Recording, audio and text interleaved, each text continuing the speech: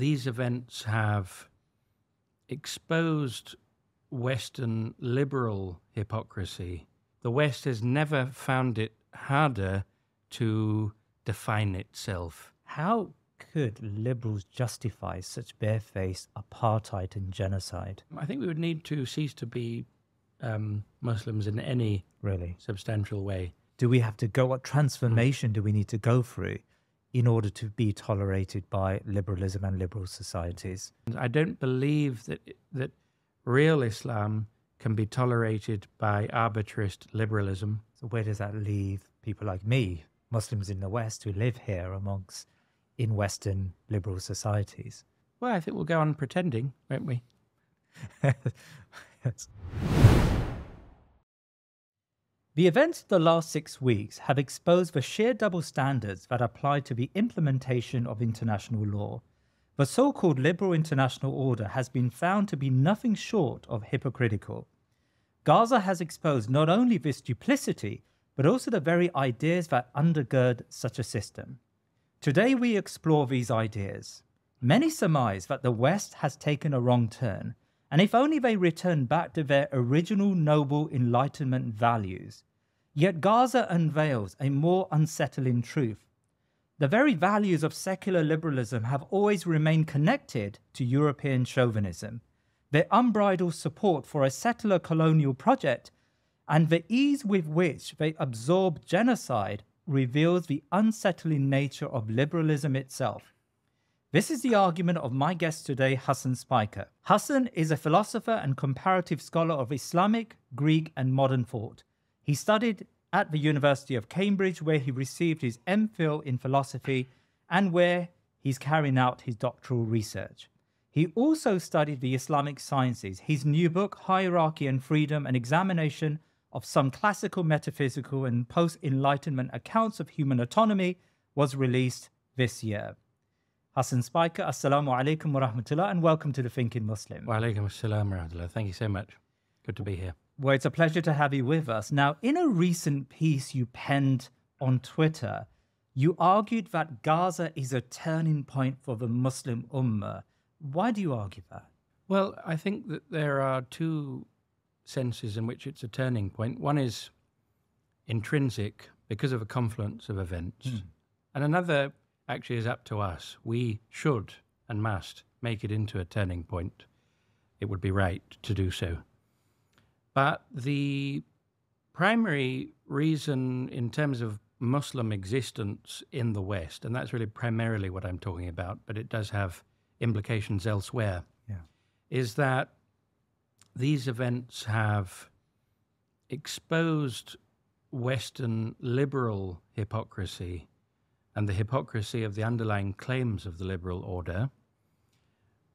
I think more startlingly, more unmistakably, more categorically than we've ever seen before, possibly at any other time in history. And I think the reason that it's been so transparent, the hypocrisy, is such that everyone's seen it, and it's been exposed relentlessly and mercilessly almost on social media, is because it is contemporaneous with a catastrophic decline, internal decline in the West in all sorts of different ways. But I mean, particularly here, I'm thinking culturally.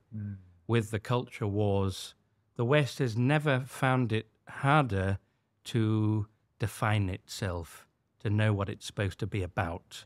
And so you have culture wars. One of the main battlefronts, as you know, is the whole issue of colonialism, the legacy of colonialism, exposing the crimes and the true pernicious, fundamentally evil nature of the imperial venture, getting to the point where it's become a matter of scholarly fact, essentially.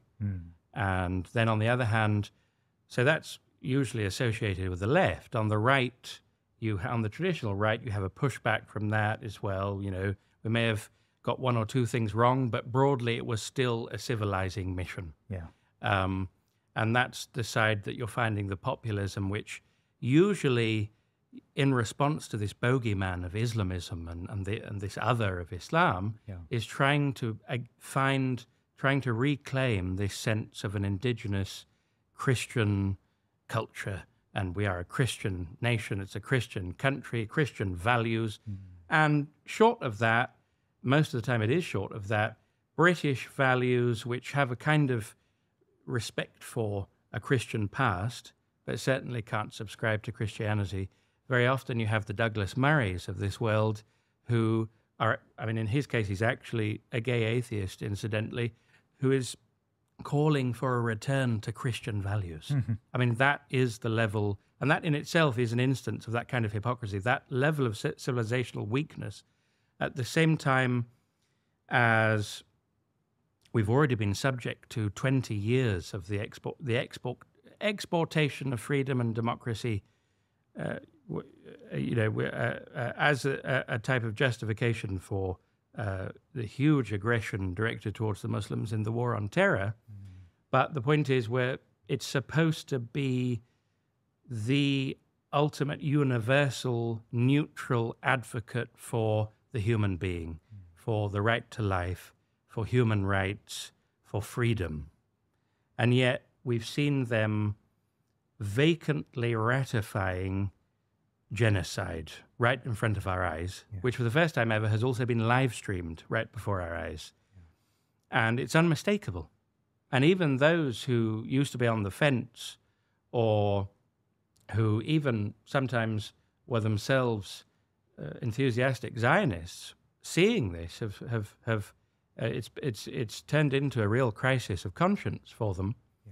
On the other hand, the other side, the inveterate Zionists have hardened, and they've had to start to defend the indefensible.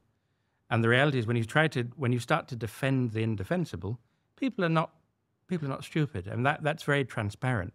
And that's why the Israelis also, in the past weeks, have suffered the biggest propaganda defeat that they have ever suffered, because it's just so transparent, that it's transparently indefensible what they're trying to defend. So do you think this is a departure from liberalism, or is it in fact it's in accordance with some of the values of liberalism? Like, I suppose my question is, how could liberals justify such barefaced apartheid and genocide? Absolutely. Well, thank you. And as you know, it's a very, very widespread misconception, which is, of course, enthusiastically encouraged by liberalism writ large, that liberalism is fundamentally peaceful, and that its attitude towards freedom is absolute. Free self-determination is absolute. The ability to choose your own fundamental values is absolute. Your right to pursue and create your own vision of the good, to define your own vision of the good, is absolute. It's not. There is one major exception, which is if you are seen as a counter-hegemony to liberalism itself. And that's the only thing that cannot be countenanced, it cannot be tolerated. And this is actually explicitly written into a number of the founding texts of liberalism, in so many other words. And so you find in John Stuart Mill's, ironically enough, his great work on liberty, which is all about the defense of individualism and individual autonomy and self-determination and the sovereignty of the self and so on. He says, and I quote, "Despotism is a legitimate form of government when dealing with barbarians." Right. He says, despotism is a legitimate form of government in dealing with barbarians. Now, he hasn't been cancelled for these words. He's a big-time feminist. He wrote on the subjection of women. He's not one of those old hat figures who we have to kind of dust off and rehabilitate because he said some dodgy things. He is the liberal thinker par excellence. But he says these words very explicitly, and it's exactly in the context of him previously introducing his harm principle, Right. saying the whole purpose of this treatise is to tell you that, to argue for the thesis that the only justification, the only reason for which an individual or a collectivity can legitimately interfere in the free self-determination, in the liberty of another person, is for the purposes of self-protection, right? Anything else is an oppressive imposition, and even the person's, for that interference, the person's own good, you know, it's citing that, well, it's for his own good, is no justification, because there's no such thing as an absolute good. But then how can Mill justify colonialism if he has such a strict principle of what the harm should be, or what the limits of harm or the limits of freedom should be? Well, thank you exactly for directing me towards this incredible contradiction. Yeah. He immediately goes on to say, every individual over their mind and their body is sovereign. And then he suddenly says, of course, this doesn't apply to children. Right. Or people not in possession of a realized rationality. Yeah. Let's say or who have a deficient rationality, let's say those who have a physical deficiency.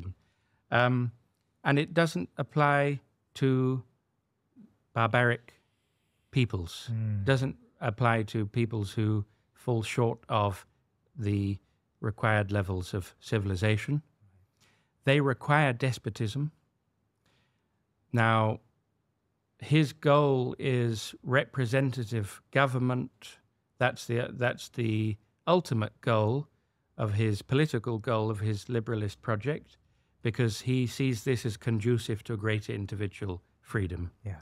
Now, these barbaric civilizations and cultures require a despotic leader. They need to be guided either by an enlightened despot from amongst their own ranks, or by a mentoring nation who will come in and rule them until they reach a stage of maturity where they can themselves become liberal and democratic.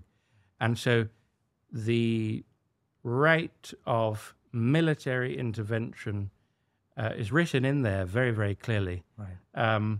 And it's explicitly stated in Rawls. You know, much later. This is John Rawls, a 20th century philosopher, Obama's favorite philosopher. Absolutely. So how does John Rawls appreciate or understand this point? Yeah. Well, John Rawls considers the existence of those who oppose the liberal democratic order to be a great danger to the survival of the liberal democratic order. Right. Now, what he takes is as you know, in his ethical philosophy, in his political philosophy, he starts from what he calls the original position, which is that we're going to pretend we have a veil of ignorance. We're in a big committee. We're trying to determine the broadest possible universal rights for the society that we're subsequently going to govern. Yeah.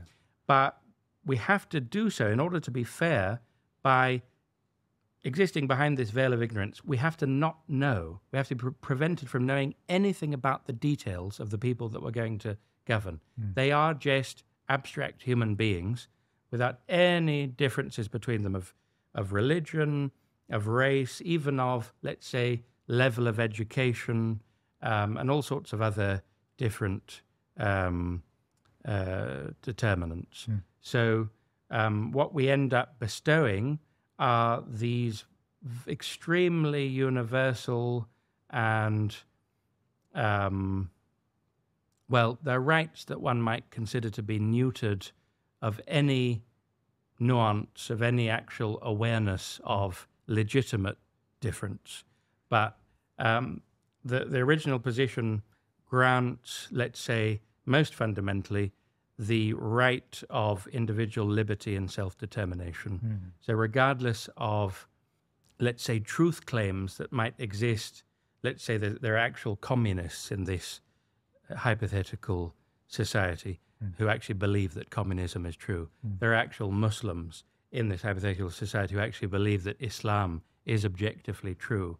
All of those objective truth claims are protected in the sense that the individual is allowed to profess them, but he's not allowed to manifest them if that in any way is seen to impair the same arbitrary self-determination that any other group might want to enjoy themselves.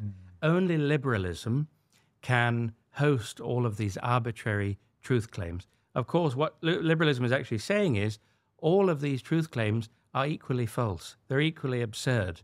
None of them have any real value, except insofar as that they are, for example, identitarian markers.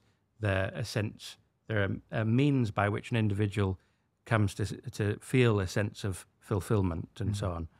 In any case, the original position, which basically amounts ultimately to granting this hypothetical society the individual right to arbitrary self-determination, then becomes applied to a community of nations who are seen as a community and legitimate and worthy of respect and mutual protection if they adhere to the results of this original position. And if they don't? And if they don't, it's our duty and right, our right and duty to impose those human rights that are being violated, that protection of individual arbitrary self-determination by force,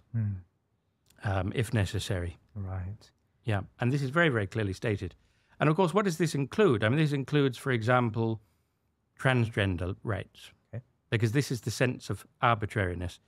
If there's a nation which is failing to uphold transgender rights, the right of self-identification, and so on, or let's say the right to the public display of homosexuality, for example, that is considered to be there falling short in human rights. That is itself a sufficient justification for intervention, let alone anything else. So this is interesting because often when we think about colonialism or military interventionism today, we often believe that conservatives, with a small c, are the ones who justify these types of exploits. But your argument really is that both conservatives and liberals, in many ways, find roots in to justify these interventions. Recently, we've had interventions in Afghanistan and Iraq, and these interventions happen to coincide with conservative leaderships in the United States. How did liberals justify these projects? Well, I think it amounts to fundamentally this very argument that there has to be an exception to the tolerance of liberalism, which is its very existence. Now, the thing is, if we're going to turn, which I think is necessary to an extent, to the philosophical foundations of all this, we find that liberalism is essentially a dogmatic philosophy, which is the last thing that it would generally want itself to be thought of as, but it's a dogmatic ethical philosophy, and it is an example of what we call dogmatic arbitrarism. So liberalism is essentially starting from the argument from ignorance. It's saying we as human beings have very, very limited cognitive capabilities. Our cognitive capabilities don't match on to, don't arise from in any way the way the world is extramentally beyond the way that we look at it. And let's take, for example, one of the founders of liberalism, John Locke, who was very characteristically, and this is really almost across the board amongst the canonical liberalists, was a staunch empiricist.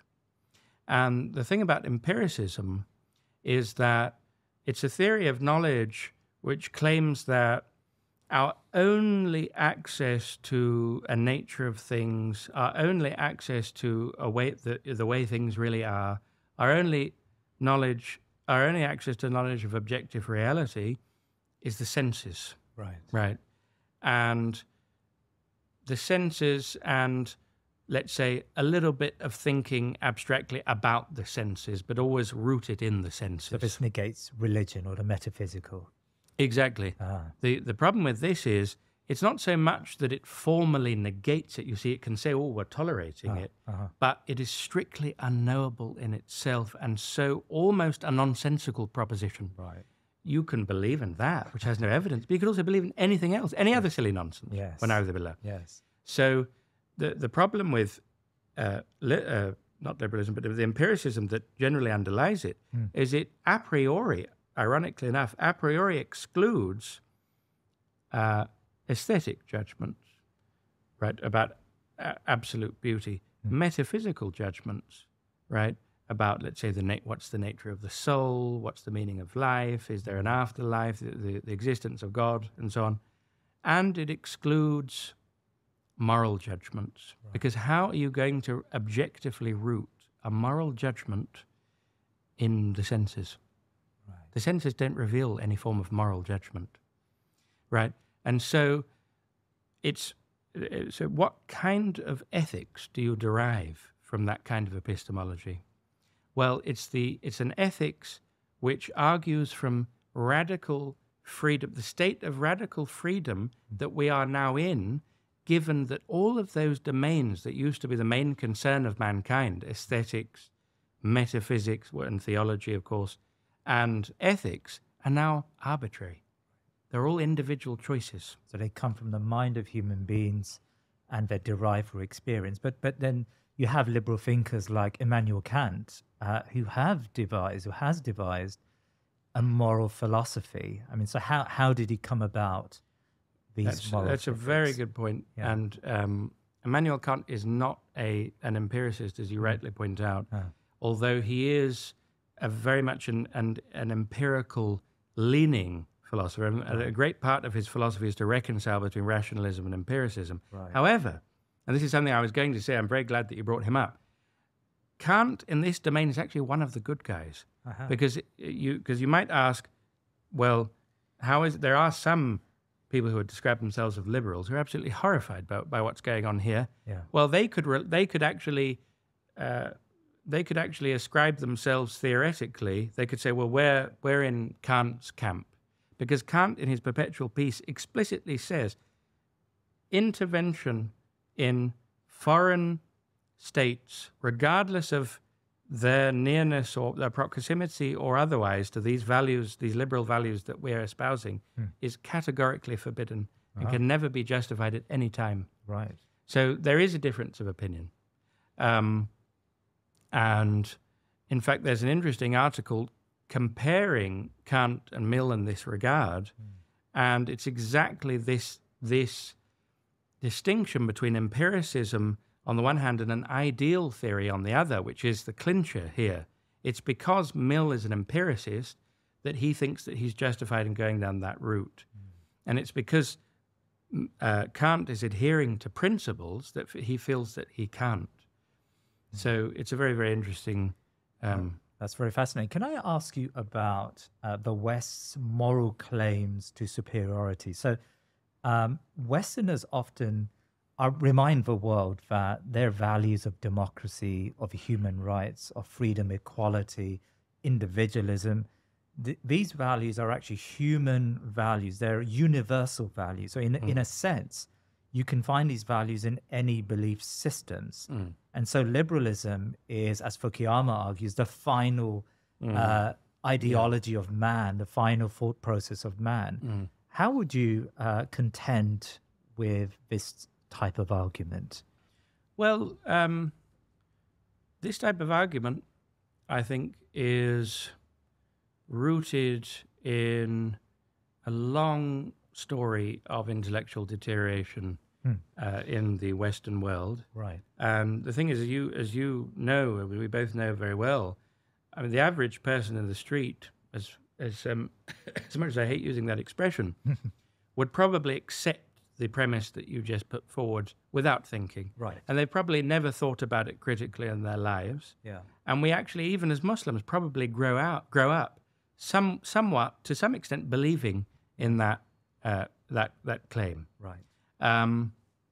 Now, the reality is there's nothing neutral or universal about that claim, in the sense that that's a claim that's somehow natural to human beings prior to ideology, prior to thought. Because of what we've just said, liberalism is actually a dogmatic, arbitrarist position. Now, again, arbitrarism is the idea that there is no possible knowledge, even in principle, of, as we said, these non-sensible properties, these non-sensible claims, aesthetics, metaphysics, theology, and ethics. And because there's no... Now, that's a dogmatic position, because we are asserting there is no possible knowledge, even in principle. It's a fact, right? And that is the furthest possible thing from a neutral claim, and it's a dogmatic claim, and it's and in that sense is very far from being a universal, neutral human claim, but it nonetheless rhetorically is able to appear as such exactly because of the lack of scrutiny of the basic principles, because it's an argument from an absence. And it's a basic kind of common sense argument that you might be able to put to anyone that, well, hold on, I mean, of course all we can know is the empirical. Right. I mean, look, here we are, we're in a room together. What can we both point out together and see and point to and both recognize? It's only empirical objects, right? So there's a kind of basic common sense, which is actually fundamentally fallacious for a whole host of different reasons. But there's a kind of common sense argument that, well, since we can't know, let's say, the truth of various claims to objective knowledge of metaphysics, objective knowledge of absolute value, what is the nature of the good, for example, right? The traditional Platonist philosopher will be able to tell you. Yes. The traditional Muslim will be able to tell you. Traditional Christian will be able to tell you. The liberal says, well, you know, because all we can know is what science tells us, is all we can know is what the census tells us, you know, those beliefs, although they're noble beliefs which should be respected and are historical and important, you know, they are ultimately arbitrary. They're really down to your social formation, your inclinations, and so on. And therefore, the way to serve the human being unconditioned by all of that ideology is to give them the freedom to, yes, ultimately, arbitrarily determine their own conception of the good. Right? Now, this is why it's such an attractive argument, and it's been exported around the world. And as we know, you know, my experience in Jordan and the Arab world and elsewhere in the Muslim world is that there's a very, very large sector of the Muslim population now who are also accepting this logic. It's like, yes, you know, freedom in this sense of arbitrary freedom. And I always use the examples. I know they're somewhat controversial, but they're also kind of very current and they're very, very crystal clear, I think, that, I mean, if you look at arguments for the acceptability of active homosexuality, for example, which was considered to be a mental illness officially, medically, in the UK in the 1950s, for example, until the 1950s. And the way that an argument, a philosophical argument, trickles down to the general population until it passes the kind of average person in the street test, which is, go and ask the average person in the street, why is active homosexuality acceptable and we should tolerate it? Well, they will inevitably say, it will never be anything other than, well, who am I to impose my own inclinations on someone else. It's their life. It's their freedom. Everyone has the right to decide how they're going to live their own life. Now, that's all trickled down from Mill and his harm principle. Right. It's all trickled down from Mill and his harm principle, which is underlain by this dogmatic arbitrarism, which is essentially also a voluntarism, which is, and voluntarism, for the benefit of any viewers who might not know, is the idea that the will is prior to any claim about the objective nature of things. So my will, my individual choice, is somehow prior. It even determines the objective nature of things. Right. So in that sense, every position, every action, whether it's identifying one day as a transgender or deciding to be an altruist who is going to feed all of the poor in the city, right? They are actually, when it comes to ethical arbitrarism, they are ultimately exactly equivalent. They are just, this is one way that one individual decided arbitrarily to exercise their own individual will, and this is the way that the other person. But there's actually no objective superiority over the two. So can I understand because you're an Islamic scholar and you're traditionally trained in Islam. Now, Locke's argument, and I think Mill's argument, would be that we have these fundamental rights, and these rights precede society and state, and these rights belong to the individual. And I think Locke, if I remember right from my studies, Locke argues that in the state of nature, human beings have the right, and he defined these rights to be the right to life, liberty, and property. Right. And these rights are just natural rights. And in a sense, we are born with these rights, and nothing can take these rights away from us. Yeah. From an Islamic perspective, would you say that's wrong? Not everything in classical liberalism is wrong. Not everything in Locke is wrong, and not everything in John Stuart Mill is right. I actually, ironically, very much respect Mill as a writer and a thinker. I think he's very wrong on a lot. Yeah.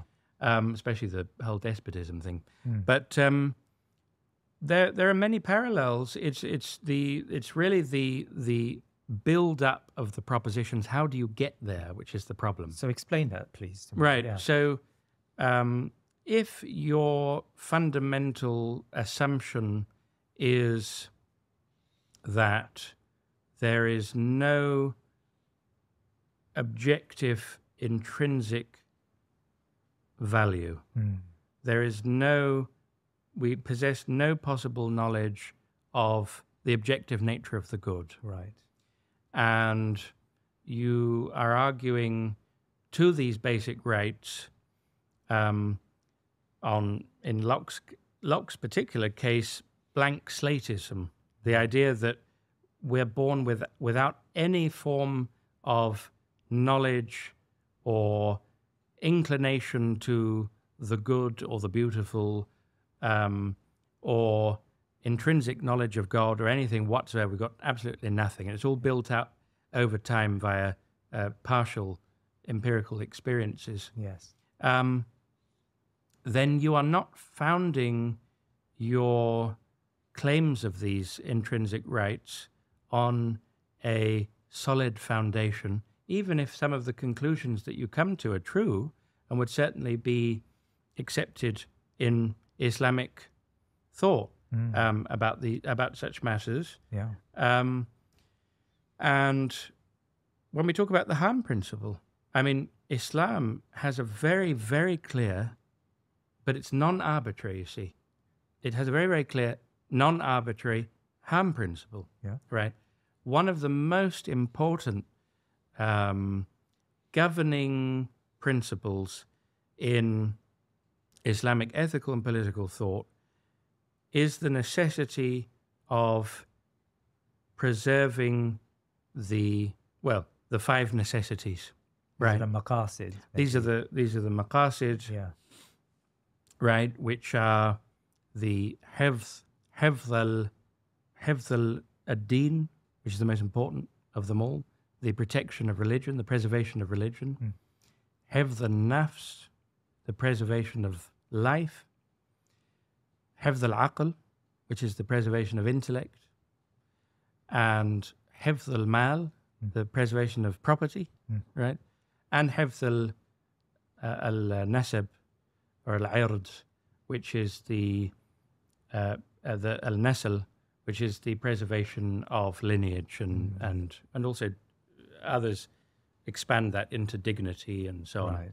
And where did these Maqasid come from? Like, how did scholars derive these 5 principles of Maqasids? Yeah. These principles are derived from the Quran and the Ahadith. Right. So they come from an explicit appreciation of the Kitab and the Sunnah. They absolutely do. And the governing source text here, as it were, is the Hadith of the Prophet sallallahu alaihi wasallam, لا ضرر ولا ضرار, right?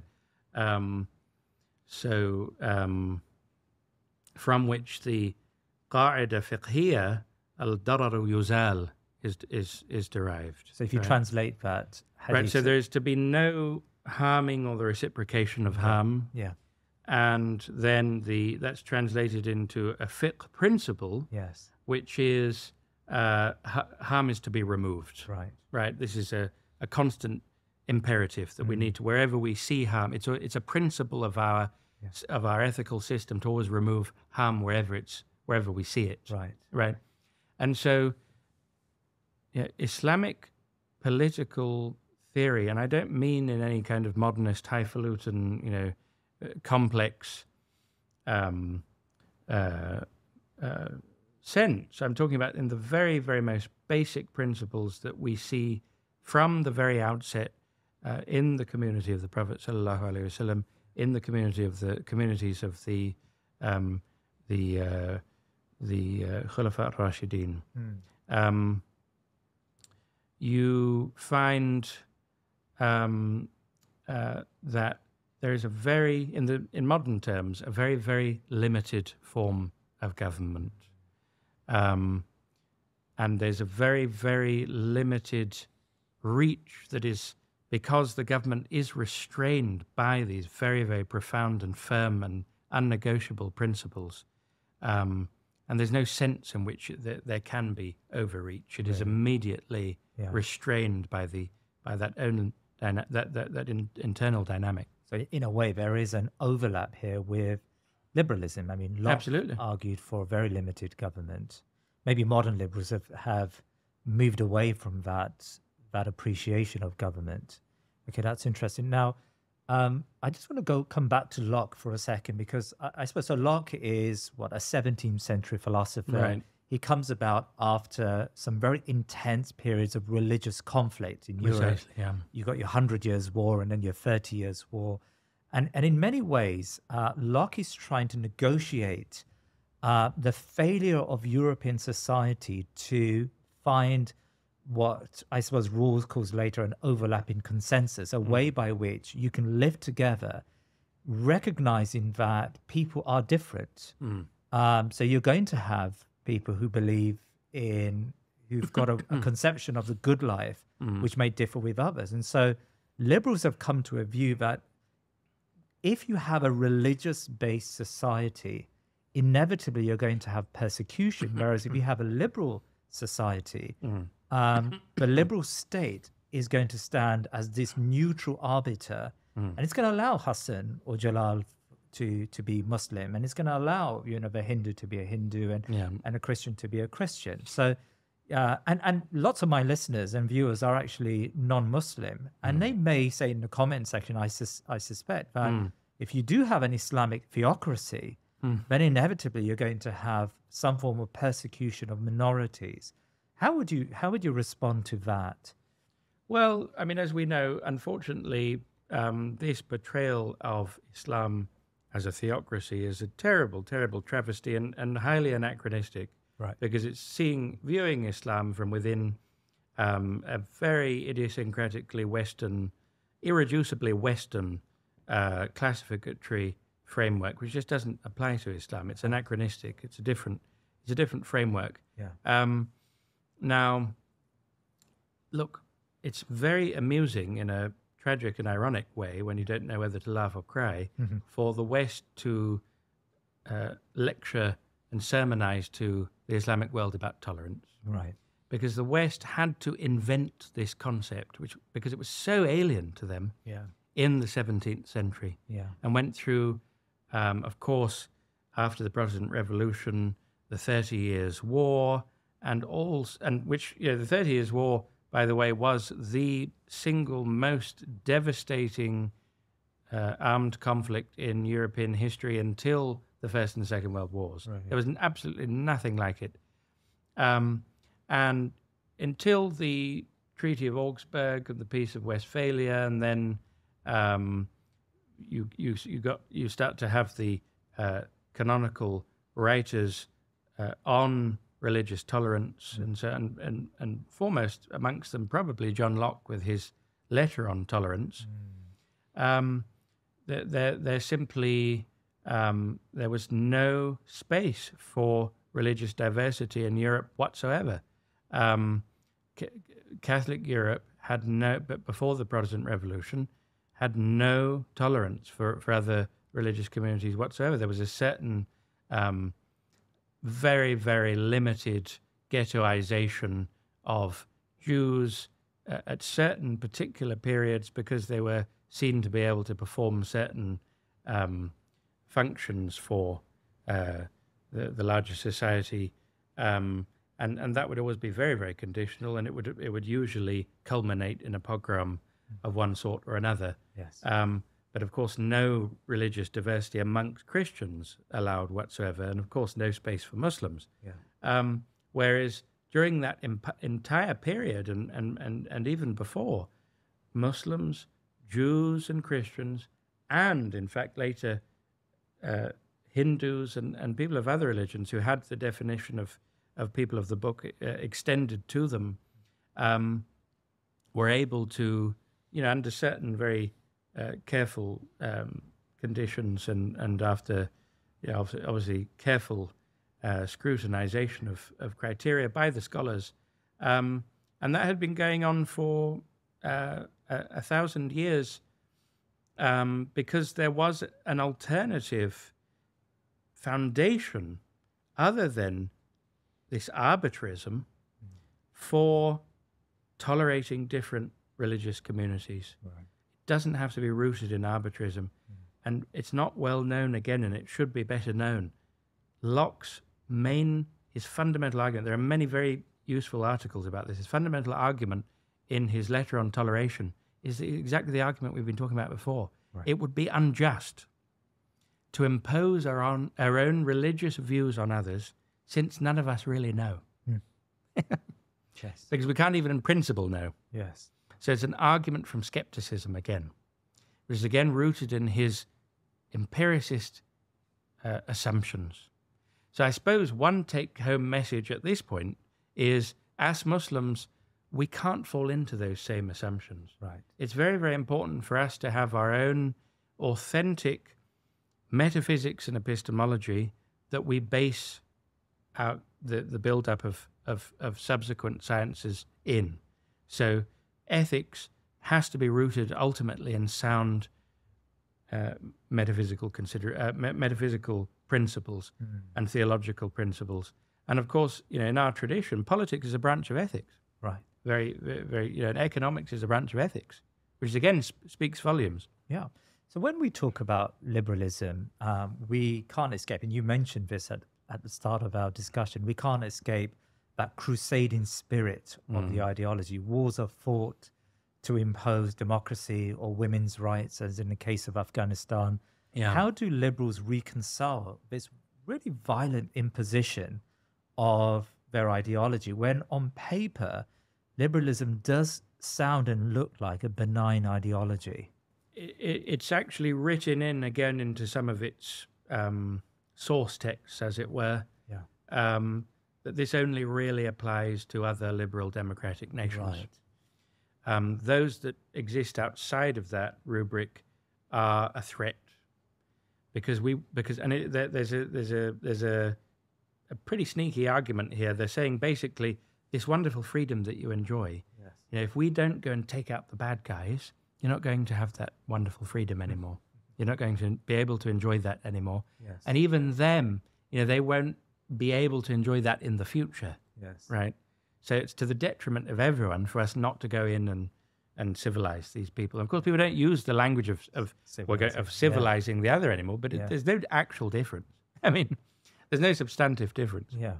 We often come across liberals in our workplaces. In fact, I was on a few of the demonstrations for Palestine, and you're marching by people who would call themselves liberals, and they don't have this crusading spirit, and they see, the unjust nature of the apartheid state of Israel, and they see the fallacies of Western foreign policy. How do we understand the mindset of these liberals who are actually quite reasonable in the way they view injustice and justice? Well, these are people who are simply on their fitra. I don't think that they're usually liberal ideologues who really understand philosophical underpinnings of liberalism. Right. If they did, again, I'd say, well, they could rest on Kant's argument, because he explicitly says that intervention military intervention is unacceptable under any circumstances. And we have to go back to some of the fundamental reasons underlying the original colonial liberal entry into Palestine under the British. You had the first governor of the first mayor, not sure what the exact title was, of Jerusalem under the British Store, who famously said, we need Palestine because we need our own little Jewish Ulster in the Middle East amidst a sea of hostile Arabs. Right. But I think that there are deeper reasons for the importance of Palestine. The reason that in the late 19th century and into the early 20th century, this attracted a lot of support amongst Christian evangelicals in England. It was emblematic of the final victory of Western civilization over Islam. Yes. And they had to have Palestine. They'd always had their eye on it, as we know very well, and there were actual crusades. It was seen as somehow, and this is something you experience when you go there. I mean, I don't know if I'll ever be allowed in again, but when you go to the Haram, when you go to the Noble Sanctuary and you see the Dome of the Rock and you see the other religions, you see the reality of Islam as the final revelation. That these other revelations had their time. They had a true divine origin, but when Islam came, because the Prophet ﷺ came to the what is now the Dome of the Rock, and he ascended, and he led all of the prophets in prayer, and this was it was the culmination of prophecy. It was the kind of consummation of the whole history of communication between Allah Ta'ala and his messengers, and you really see the truth. It's this kind of and I think this has always really irked Christians living in Europe. I mean, how dare they? I mean, it's this kind of ultimate proof of, in a sense, the truth, and also the way in which of Islam, and the way in which it has been also it's been given nasr. It's been given triumph by the divine. And so I don't think it's just a question of liberal interventionism. I think that's always been, what we today call liberal internationalism is just prolonging straightforward imperialism. Right. There's no real gap there. Yes. There's a complete conceptual, even historical continuity, and Israel is absolutely, or so-called Israel. Palestine was the prize, which was absolutely emblematic of the final victory of this great enlightened Western civilization as far as they perceived themselves. And I think, this has gone in stages. I think, why October the 7th is going to be a turning point to a large extent is because I think justification for blind support of Israel on the part of the Western powers has undergone many different stages. And I think it's now getting into the stages where well, actually not quite so sure why we're doing this anymore. And I think this is in virtue of the collapse of the West's own ability to self-define, its own crisis of identity, and which again are symbolized by the culture wars taking place, which are devouring the whole culture, the whole society. You said earlier on that liberalism cannot tolerate Islam. I would like to ask you why that is, and maybe a secondary question. What then does Islam have to do to be tolerated by liberalism? Like, what do we have to go? What transformation do we need to go through in order to be tolerated by liberalism and liberal societies? I think we would need to cease to be Muslims in any substantial way. This has been already alluded to, but I think by several of your previous wonderful guests. I can't remember specific details, but the general idea is that, well, look, it's really appearance to a large extent. It's a very superficial form of tolerance, which is extended to Muslims, because they can tolerate us to the extent to which we are pigeonholed amongst the other docile, polite world religions who also exist here as minorities, who, look, frankly, don't really believe in their religion in the way that Muslims do. Right. It's all the model of faith, which is, again, the only one that liberalism can really tolerate. Yeah. But it happens to be a model of faith which has nothing to do with our model of faith, which is the idea of blind faith, arbitrary blind faith. I was brought up this way. I was brought up in a Muslim family. It makes sense to me to a certain extent. It's part of my identity. It means a lot to me. But I am, a contributing, conscientious citizen of Britain who's contributing to the economy, and I've gone through the entire system, and I'm British first. That's the type of person that they want. It's bordering on a cultural Muslim, and our understanding of faith is simply not blind faith. This idea that you have a leap of faith and you believe in whatever absurd thing that you're asked to believe by your creed. Because our understanding of Iman is that it has to involve assent, which is actually a logical category, tasdiq, which means that you believe on the basis of proof. You're actually moved to believe by evidence, by overwhelming evidence, indeed, by compelling and indeed overwhelming evidence. So these are very, very different conceptions. I don't believe that real Islam can be tolerated by arbitrarist liberalism because it's a counter-hegemony. So where does that leave people like me, Muslims in the West who live here in Western liberal societies? Well, I think we'll go on pretending, won't we? Yes.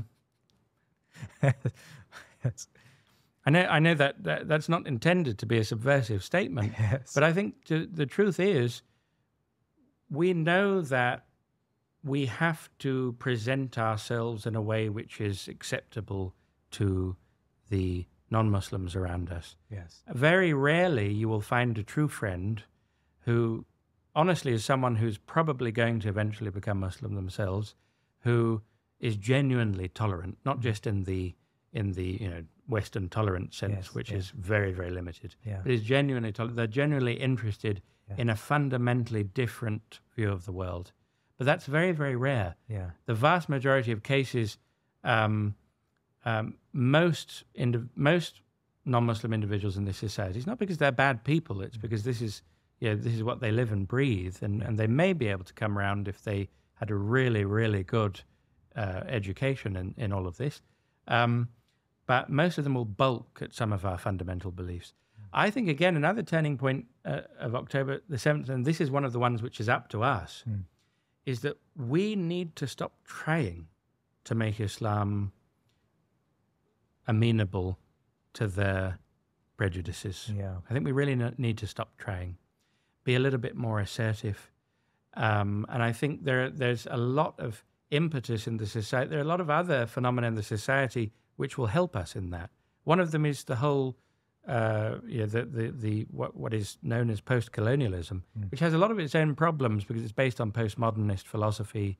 There are a lot of problems there, but there's also a lot that is positive there, and that it's a lot of that kind of thought and material, which means that a lot of extreme left liberals think they're on our side. Yes, and a lot of them are very good people. And a lot of them are people who can come around to probably having a deeper understanding of what we're really about. But look, the lack of tolerance is mutual. I was discussing with a friend recently. Well, we tolerate historically in Islamic civilization so much, and really almost anything. We don't fiddle with other societies. We protect them, and we have our principle, al-'ada muhakkama, custom has the power of law. And that and other principles allow these societies to be, they're not micromanaged. They were never micromanaged. We don't want to change them. We don't want them to be assimilated into our culture. Right. It's genuine diversity, right?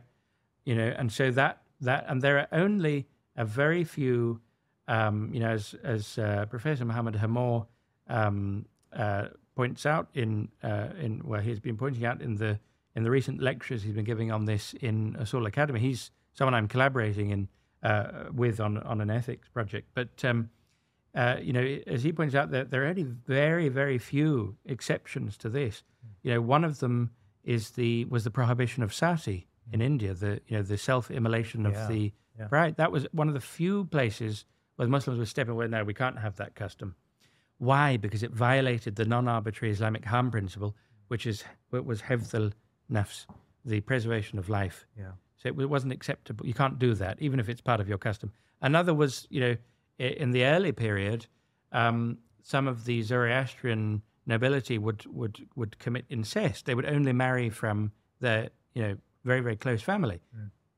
They stepped in again to prevent that. And there are only a handful of other historical examples, but generally they were left. But what we were saying, sorry to go back to the point, is, that this lack of tolerance when it comes to arbitrarist liberalism is mutual. Yeah.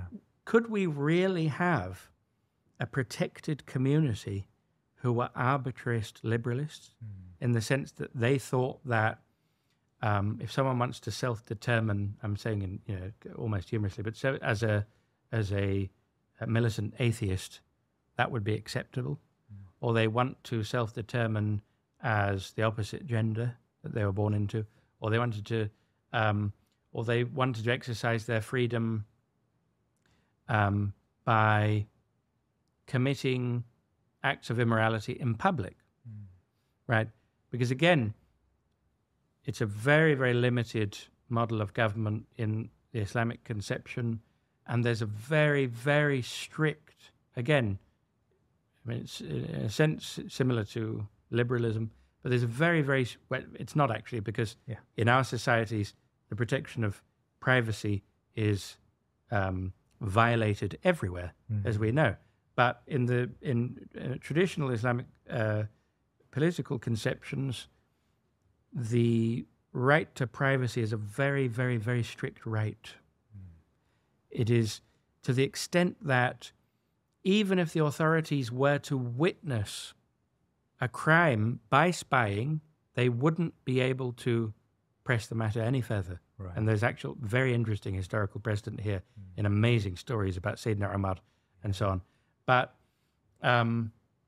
so the point is, there is this very, very strict protection of privacy, but there is no tolerance for outwardly committing, outwardly promoting, publicizing ma'asiyah. So you can't spy. وَلَا تَجَسَّسُوا What people do in the privacy of their own homes is absolutely up to them, and that is very important from an Islamic conception, from Islamic perspective, to preserve taklif. We believe in the importance of freedom because it's only someone who is free in their own conscience who can choose to believe in Allah Ta'ala and who can choose to believe in the Prophet Sallallahu Alaihi Wasallam. And it says, وَأَعُوذُ بِاللَّهِ مِنَ الشَّيْطَانِ الرَّجِيمِ إِنَّمَا تُنذِرُ مَنِ اتَّبَعَ الذِّكْرَ وَخَشِيَ الرَّحْمَنَ بِالْغَيْبِ. You only warn someone who follows you are only warning those who follow the remembrance and have fear of Allah Ta'ala. They have fear of the merciful, in fact, which is very important. They have fear of the merciful even when they're on their own. That's the most basic interpretation of that verse. It has many beautiful interpretations. Yes. So there has to be a space in which individuals are there with their conscience and it's just them and Allah Ta'ala. And no one can, no one has the right to invade that privacy.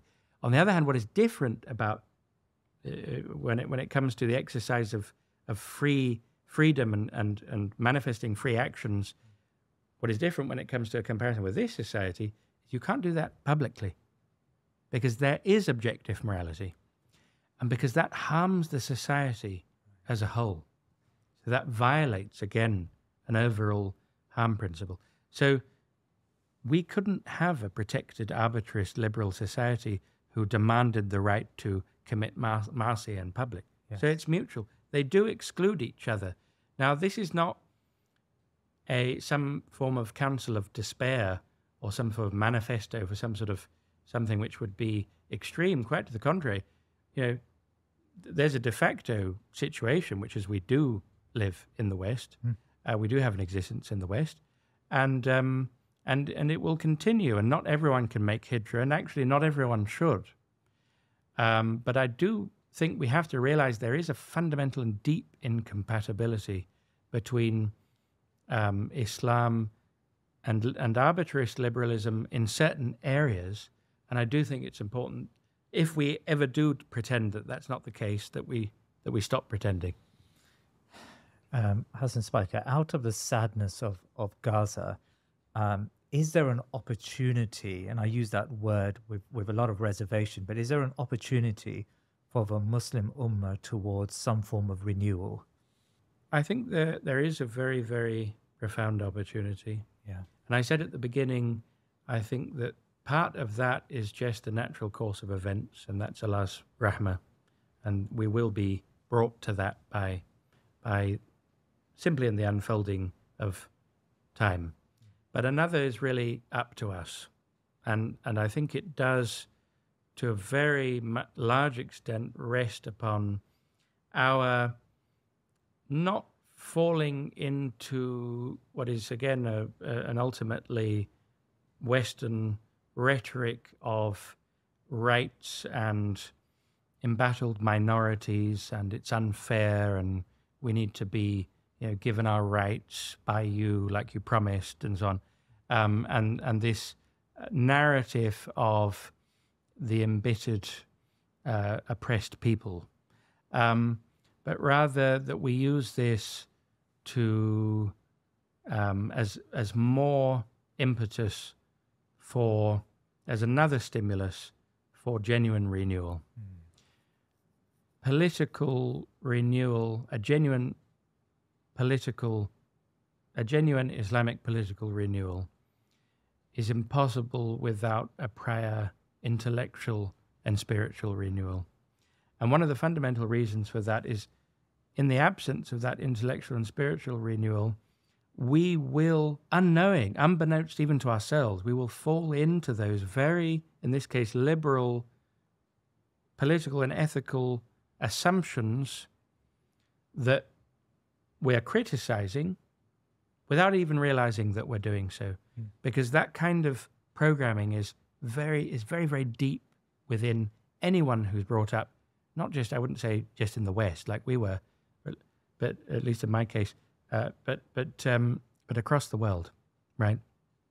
And so that is, I think, something that we have to take very, very seriously.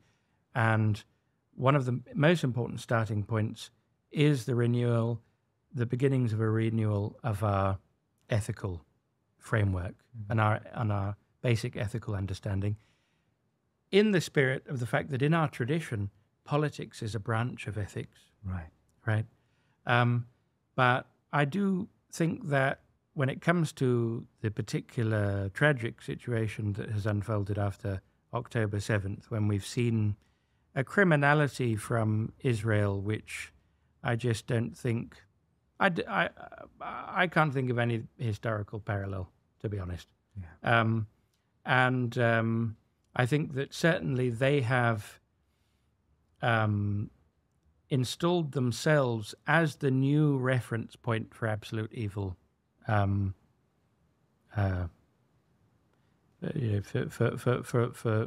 all time, and I think that it's a great nasr in a very serious way that Allah has handed us just in that particular point a huge victory, because that has become clear to the entire world. And it's a real monument of evil for all the ages. And I think my own personal belief about the future of Palestine is that Nasr will come, and I believe that it will come very, very soon. I don't know if it's going to be as soon as 2027, but I think it will be very soon, bi-idhnillahi ta'ala. Inshallah ta'ala. Hasan Spiker, it's really been a fascinating conversation, invigorating. Jazakallah. Thank you very much. It's been an honor. Thank you very much. Please remember to subscribe to our social media and YouTube channels, and head over to our website thinkingmuslim.com to sign up to my weekly newsletter. Jazakallah khair.